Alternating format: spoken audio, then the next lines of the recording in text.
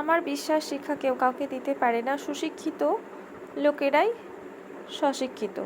আজকের বাজারে বিদ্যাদাতার অভাব নেই, এমনকি এক্ষেত্রে দাতাকর্ণেরও অভাব নেই, এবং আমরা আমাদের ছেলেদের তাদের দ্বারস্থ করে নিশ্চিত থাকি এই বিশ্বাসে যে সেখান হতে তারা এতটা বিদ্যা ধন লাভ করে ফিরে আসবে যাতে সুদে তারা বাকি জীবন আরামে কাটিয়ে দিতে পারবে। কিন্তু এই বিশ্বাস নিতান্তই অমূলক, মনোরাজ্য দান গ্রহণ সাপেক্ষ, অথচ আমরা দাতার মুখের চেয়ে গ্রহীতার কথা একবারে ভুলে যাই।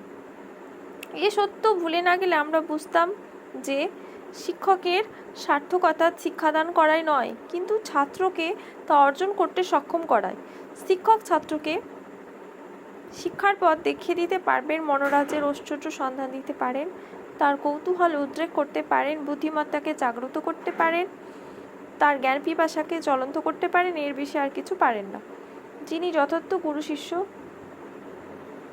গুরু তিনি শিষ্যের আত্মাকে উদ্বোধিত করেন এবং তার অন্তর্নিহিত সকল প্রচ্ছন্ন শক্তিকে মুক্ত এবং ব্যক্ত করে তোলেন।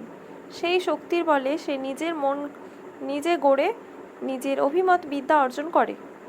বিদ্যার সাধনা শিষ্যকে নিজ করতে হয়, গুরুর উত্তর সাধক মাত্র। প্রমথ চৌধুরী। ভাবার্থ: কেউ কাউকে শিক্ষা দিতে পারেন না, নিজের আগ্রহ চেষ্টা আর গ্রহণ ক্ষমতার অনুপাতেই মানুষ শিক্ষিত হয়।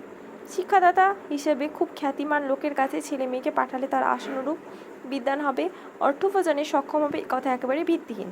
শিক্ষকের কর্তব্য তো শিক্ষাদান নয়, শিক্ষা লাভে ছাত্রকে সহায়তা করা, তাকে শিক্ষা লাভের পথে দেখিয়ে দেওয়া, যে পথে বাধা দূর করা, তার মানে জিজ্ঞাসা জাগানো, তার চিত্তকে উদ্বুদ্ধ করা।